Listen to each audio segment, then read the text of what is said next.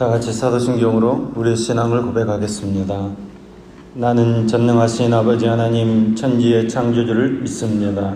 나는 그의 유일하신 아들 우리 주 예수 그리스도를 믿습니다. 그는 성령으로 잉태되어 동정녀 마리아에게서 나시고 본디오 빌라도에게 고난을 받아 십자가에 못 박혀 죽으시고 장사된 지 사흘 만에 죽은 자 가운데서 다시 살아나셨으며 하늘에 오르시어 전능하신 아버지 하나님 우편에 앉아 계시다가 거기로부터 살아있는 자와 죽은 자를 심판하러 오십니다. 나는 성령을 믿으며 거룩한 공교회와 성도의 교제와 죄를 용서받는 것과 몸의 부활과 영생을 믿습니다. 아멘. 찬송 384장 찬송합니다. 찬송 384장 찬송합니다.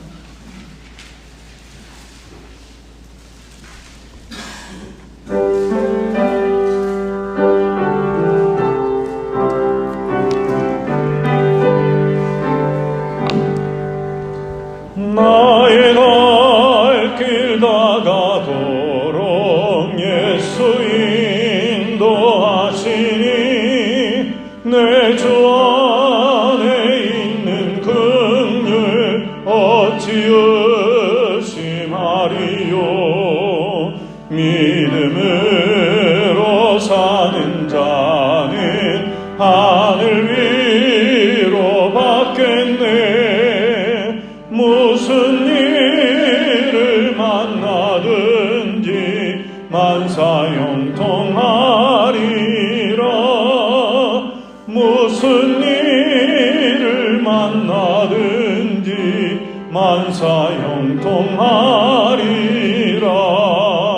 나의 갈 길 다가도록 예수 인도하시니 어려운 일 당할 때도 족한 은혜 주시네.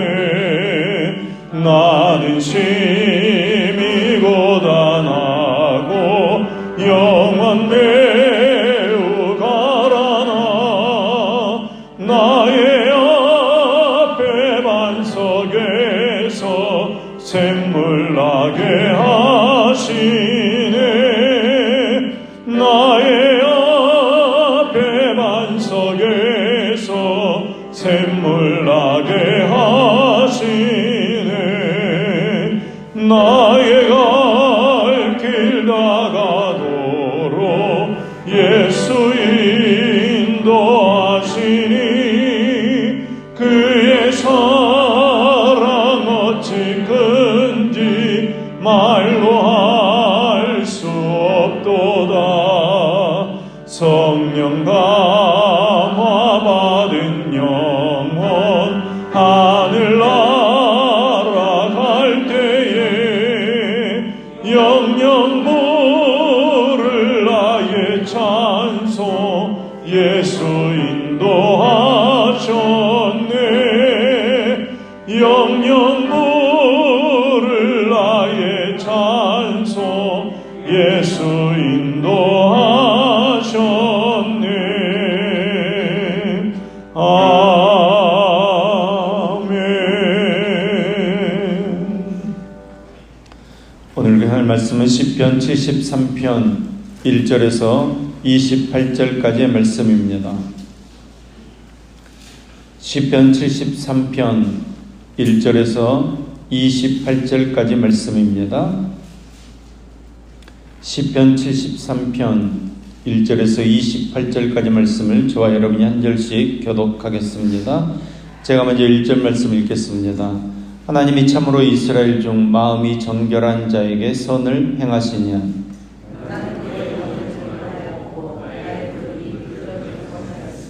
이는 내가 악인의 형통함을 보고 오만한 자를 질투하였음이로다. 사람들이 당하는 고난이 그들에게는 없고 사람들이 당하는 재앙도 그들에게는 없나니 살찜으로 그들의 눈이 솟아나며 그들의 소득은 마음의 소음보다 많으며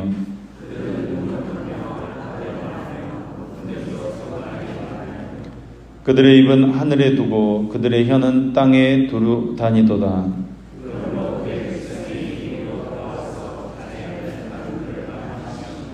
말하기를 하나님이 어찌 알랴 지존자에게 지식이 있으랴 하는도다.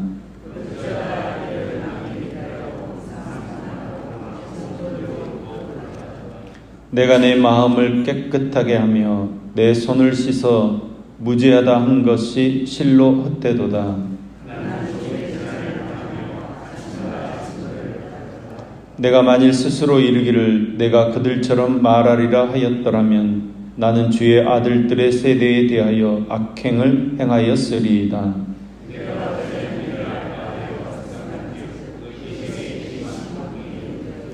하나님의 성소에 들어갈 때에라 그들의 종말을 내가 깨달았나이다.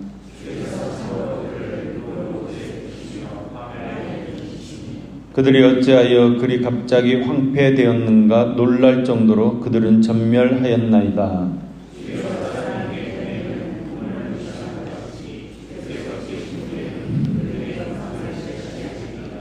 내 마음이 산란하며 내 양심이 찔렸나이다. 내가 항상 주와 함께하니 주께서 내 오른손을 붙드셨나이다.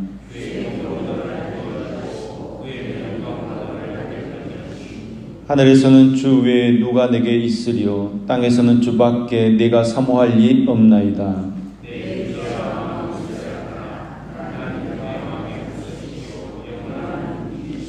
무릇 주를 멀리하는 자는 망하리니 음녀같이 주를 떠난 자를 주께서 다 멸하셨나이다.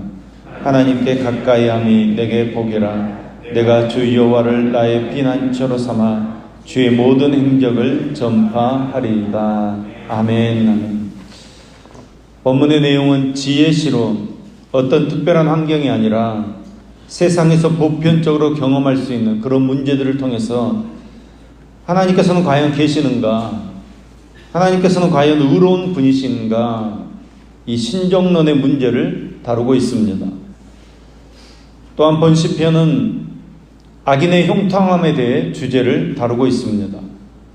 하나님 없이 수단과 방법을 가리지 않고 제멋대로 살아가는 자들이 저토록 형통하고 건강하고 또 고난과 재앙 없이 평안하고 재물을 더해가는데 어찌해서 하나님을 섬기며 의롭고 신실하게 살아가는 의인들은 재난을 당하고 징벌을 당하는가? 과연 하나님의 공의는 살아있는 것인가? 하나님께서 살아계시다면 어떻게 이렇게 모순된 현실을 방치하고 계시는가? 이것이 시인의 고민입니다. 이런 시인의 고민이 오늘날 우리의 고민이 아닐 수 없습니다. 악인의 형통함은 그러니까 모든 시대의 고민거리요 시험거리가 아닐 수 없습니다. 여러분, 그렇다고 우리가 악인의 길로 갈 수 있습니까?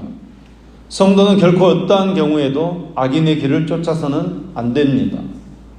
왜냐하면 그것이 겉으로 보기에는 화려하고 형통해 보이지만 사실상 그것의 실상을 들여다보면 온갖 악이 득실되고 결국에는 하나님의 심판으로 끝을 맺기 때문입니다.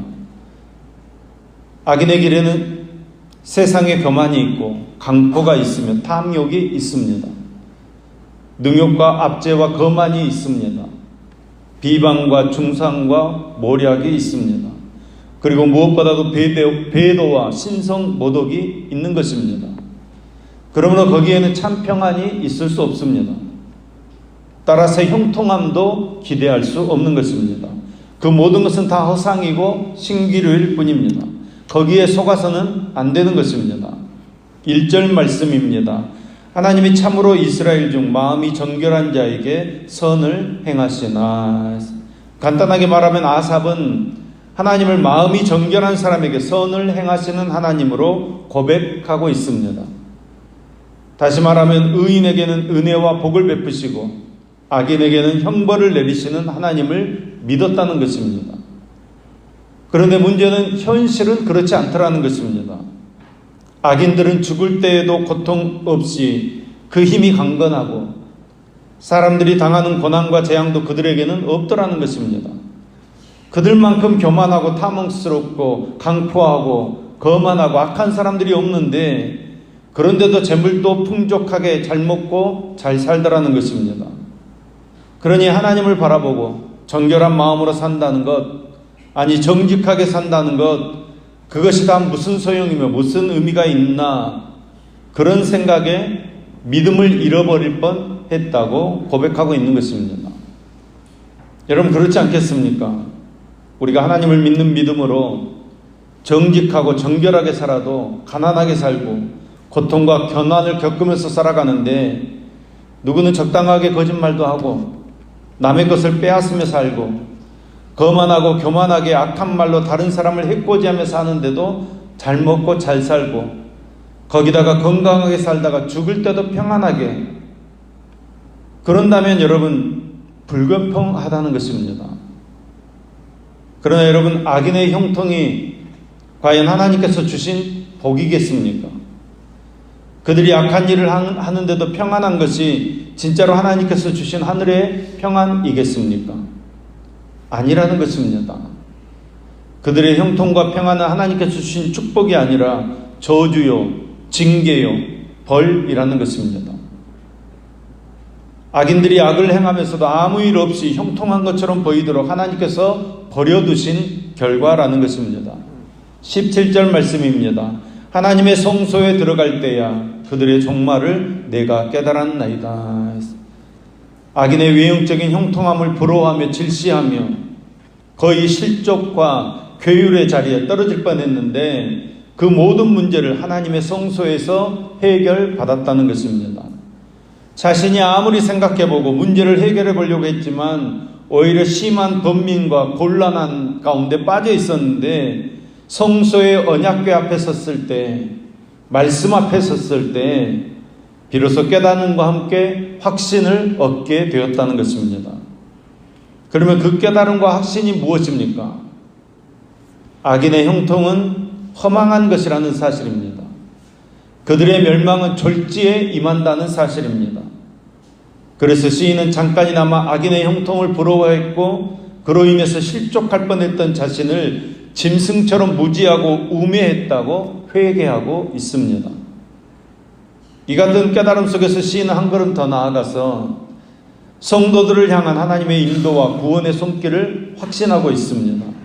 그래서 결국 시인은 25절 말씀에서 주밖에는 내가 사모할 리 없나이다, 믿음을 고백하고 있는 것입니다. 이제 시인은 하나님만으로 마음의 반석과 영원한 분깃을 삼았습니다. 시인은 하나님의 말씀으로 인해서 실족의 자리에서 감사의 자리로, 번민의 자리에서 기쁨의 자리로 나아가는 것입니다. 27절과 28절 말씀입니다. 무릇 주를 멀리하는 자는 망하리니 음녀같이 주를 떠난 자를 주께서 다 멸하셨나이다. 하나님께 가까이함이 내게 복이라. 내가 주 여호와를 나의 피난처로 삼아 주의 모든 행적을 전파하리이다. 아멘, 아멘. 여러분, 주를 멀리하는 자는 다 망할 줄로 믿습니다. 주를 떠난 자를 하나님께서 다 멸하셨다는 것입니다. 여러분, 무엇이 복입니까? 하나님께 가까이함이 복이라는 것입니다. 물질을 많이 가졌다고 해서 그것이 복이 아닙니다. 건강하게 사는 것 좋은 것입니다. 그러나 건강 그 자체가 복이 아니라는 것입니다. 많은 지식도, 잘 살고 있는 자녀도 다 좋습니다. 그러나 그것만으로 복이라고 할 수 없다는 것입니다. 하나님께서 내게 주신 것들로 하나님을 가까이 하는 것이 복이라는 것입니다.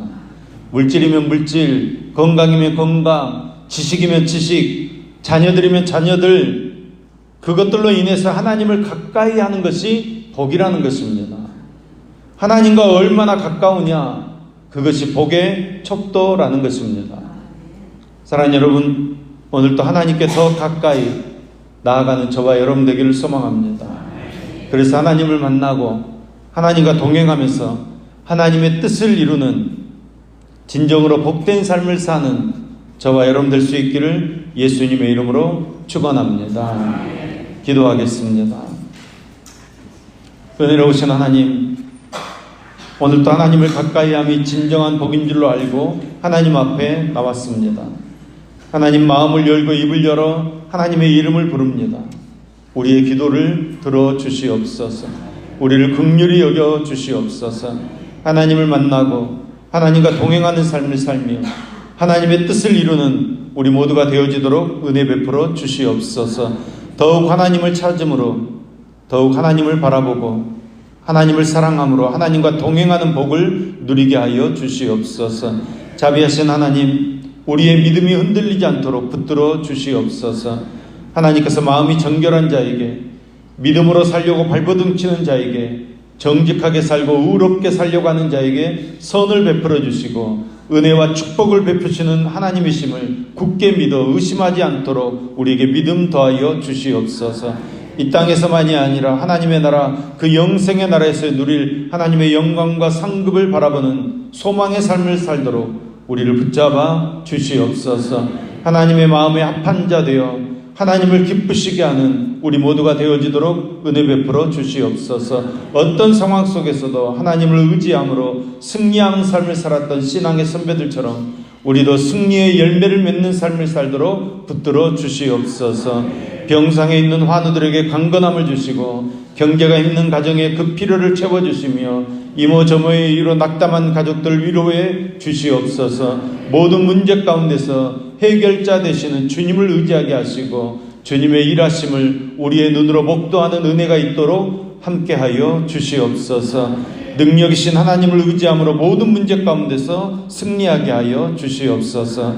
오늘도 하나님 앞에 우리의 정성을 드립니다. 우리의 마음을 드립니다. 하나님, 우리의 삶을 주관하시고 우리의 삶을 인도해 주시며 하나님의 뜻을 이루며 하나님의 나라를 세워가는 우리의 삶이 되어지도록 역사하여 주시옵소서. 우리가 하나님께 가까이 나아가는 복된 날 되어지도록 함께하여 주시옵소서. 우리의 생명 되시는 예수님의 이름으로 기도합니다. 아멘.